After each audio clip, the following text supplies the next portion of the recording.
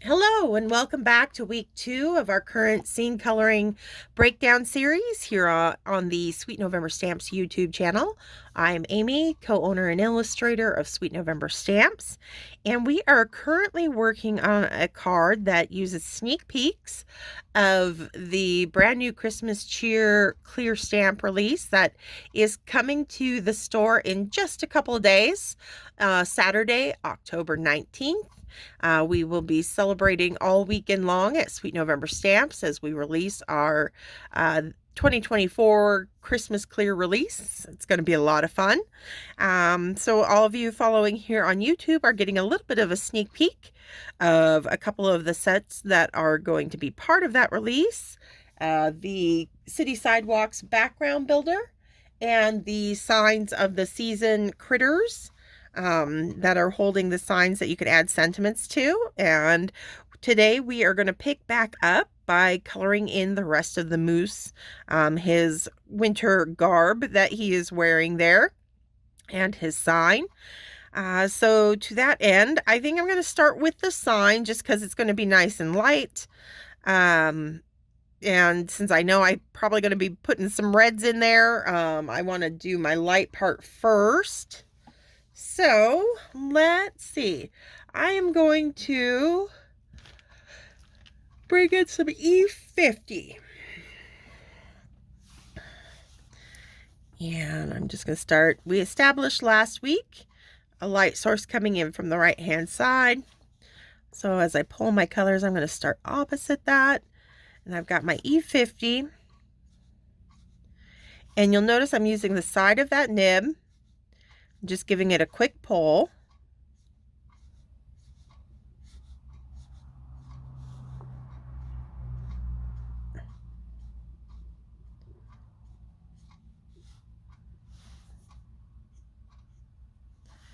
Okay. A little bit of E41 next.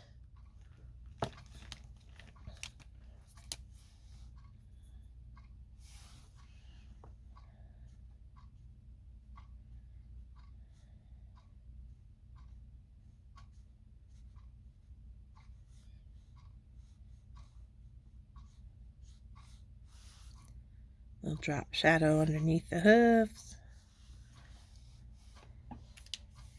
And then I think I'm going to use a little bit of W3.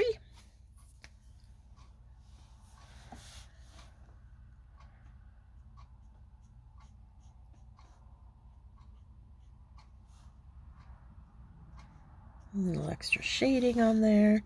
But you'll notice I'm leaving the majority of the sign, especially the center of the sign there, nice and bright and white, because I do want it to read as a white kind of poster board that he's holding, but it needs, you know, a little bit of shading so that it doesn't look like we forgot to color it,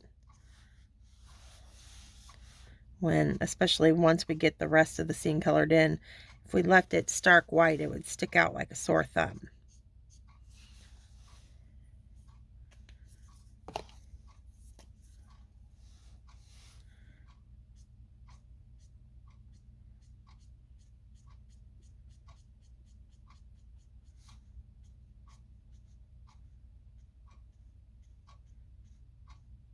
Okay. Might even grab the colorless blender just to do a quick wash in that center area that I want to be white, just to help that E50 kind of meld into it. Oops. I accidentally grabbed some of the hoof. That's okay. I think our colorless blender will take care of that. There we go. And so while that's kind of saturated, I'll come back one more time with my E50. And that's just going to let those little color particles kind of spread out and diffuse and give us a nice smooth transition into the white part of our sign. Here we go.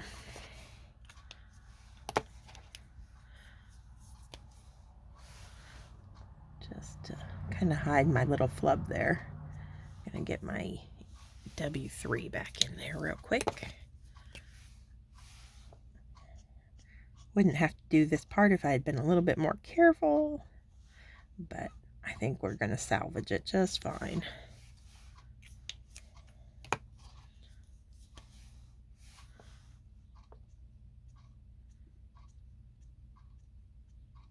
All right, there we go. Awesome. Okay. Let's see. All right, so now we've got his cap. Let's start up there. And again, I'm going to go to that E81. We used some of it on his antlers. And we've got the kind of fuzzy part of his cap here.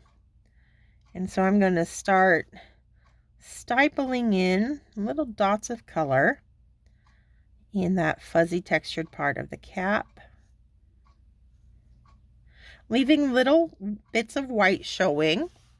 And it's okay if you don't, if you kind of overcolor a bit, because it's, again, we can come in at the very end with our little white pen and add some of the white contrast back in there to help make it look fuzzy again. Let's see, a little bit of E84. Again, using the very tip of that nib, the very light hand. And stipple in. Now, because of my light source coming in from that left-hand side, I'm going to be more generous with my stippled dots over here on the right-hand side of this little puffy brim of his cap. And I'll space them further out as I come more closer to our light source. Now, the underside of the ears of the cap are going to be pretty dark because they're not getting hit by much light at all. Back to my 81.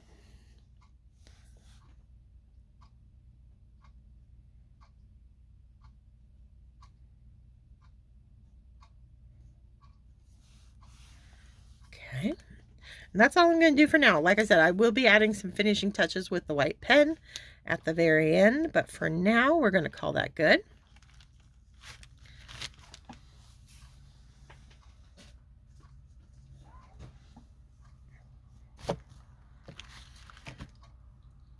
All right.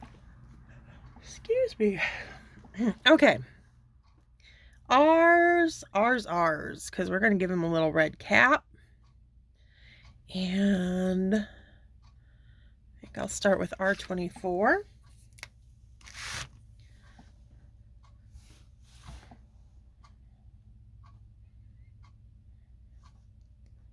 And just get a base coat down. There's not much of the red that we're going to see.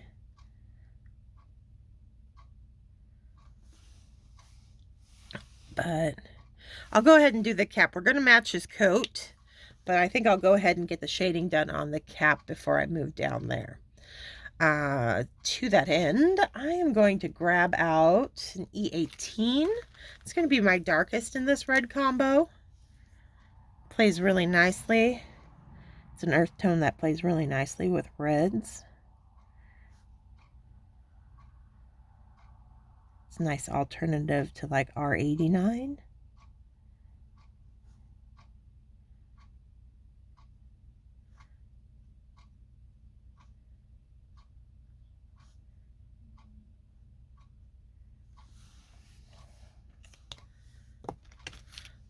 Bring some R27 in here to pull out the E18.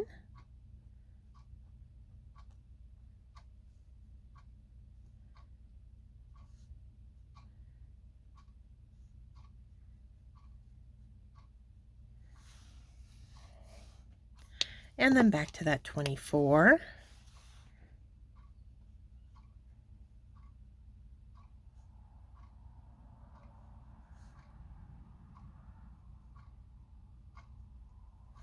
Okay, now move on to his coat.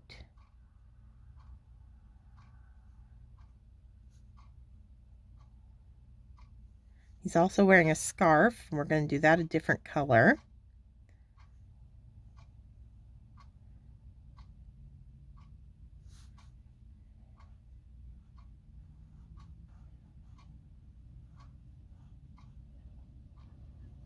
And we'll go ahead and do the hem of his jacket red as well.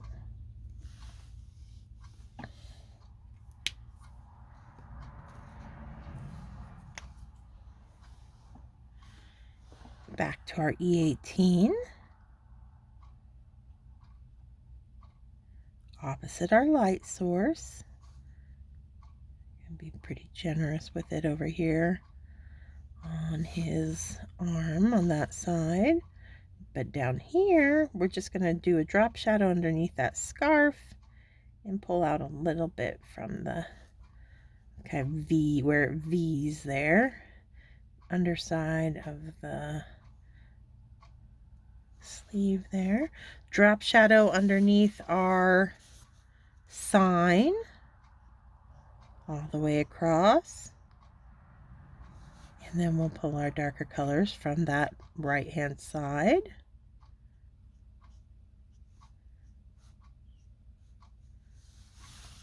Like so.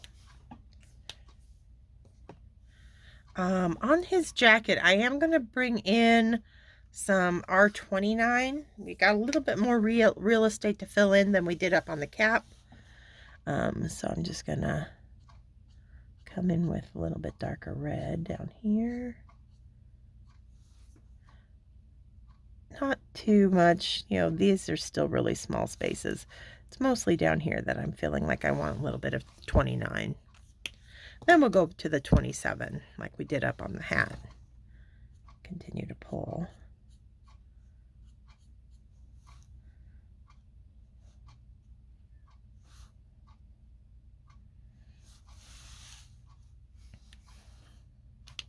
And finish with the R24.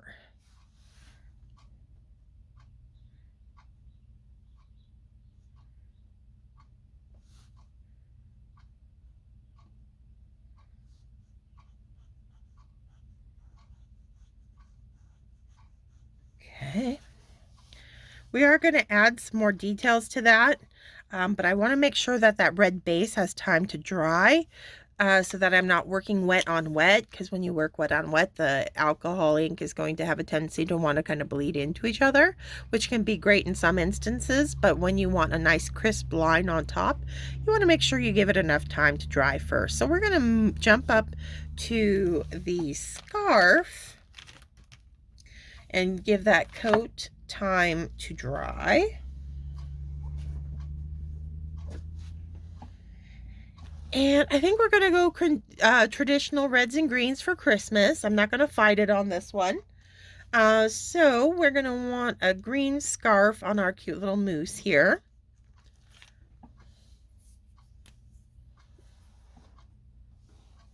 I'm going to start with a brighter YG03.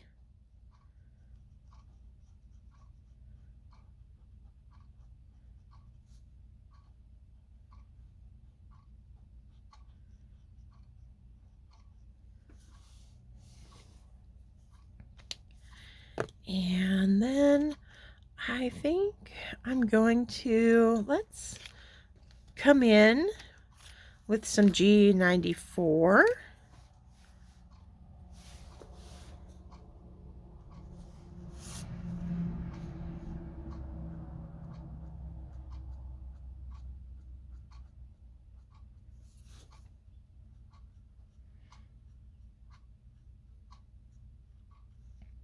Start adding some depth to this deep green.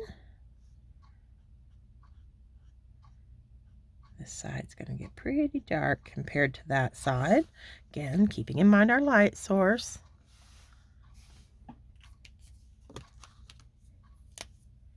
G99 is next.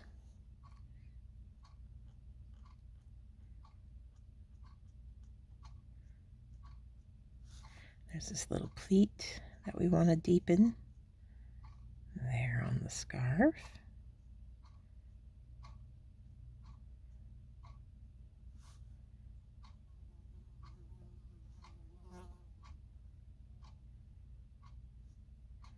And again, this side, we're going to be really generous with this dark green. Just seeing a little sliver of light there.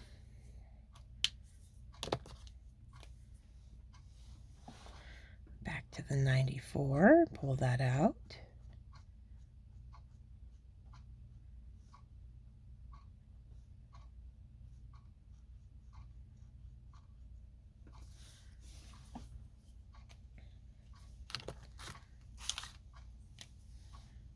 And our 03.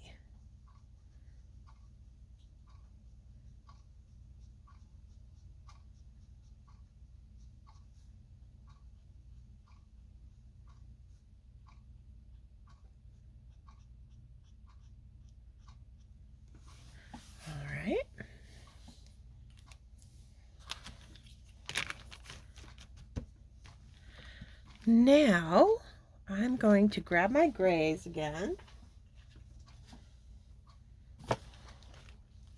and I want my W6, and I'm just going to put in some broad vertical stripes.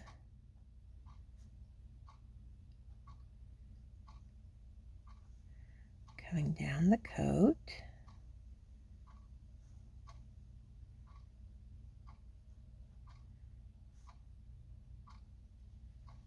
Like so. Just see hints of them up here.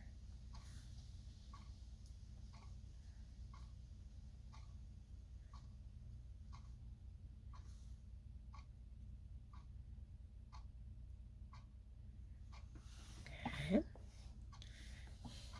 Oh, I want to do the same on the hat. Almost forgot the hat up there. Not as broad since we got a smaller cap, but definitely still getting those black lines on there. Okay.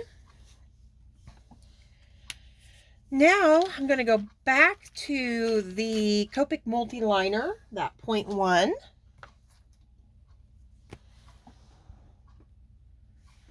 And we are going to add some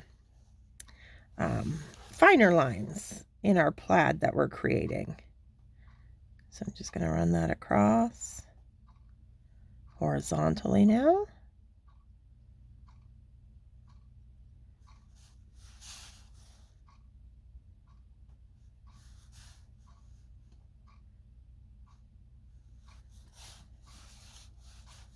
Not a lot of real estate that we're going to see much of it, but we'll get them in here and there.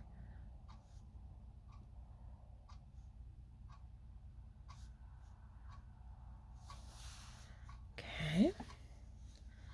And then I'm going to take that Artisto extra fine paint pen, shake it up a bit, and then I'm just going to do some more vertical lines, but I'm going to kind of skip so they don't go over our little narrow black lines. It's just going to make it look more like a woven plaid. I'm not being super careful or precise or anything. I'm just basically dotting on white, following those black stripes as my guide. Just kind of dot them in there. Give them a little pull. And right away you start looking more like a plaid.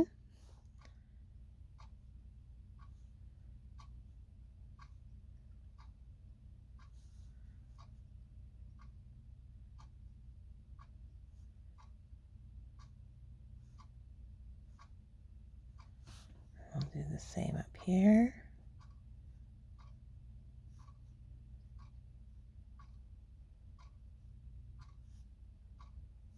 And while I have it out, I'm going to go ahead, add my little white fluff to the lighter side of the puffy part of the cap there.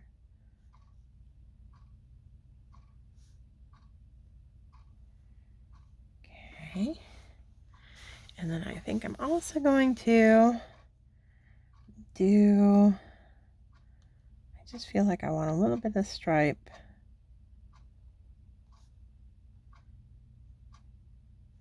coming this way.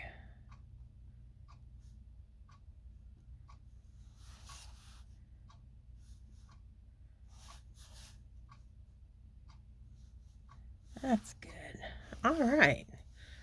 So, you know, we're not being precise. We're not being like, I'm not thinking in terms of like a perfect plaid, but just to create, because it's a, you know, a small little character, but from a distance, it, you know, your eye reads it as a little plaid, even though it's just basically lines and dots, to kind of fake us that overall look. All right, so I think he's looking really cute. Next week, we will start working on his little bunny buddy. Until then, stay crafty, my friends. Bye.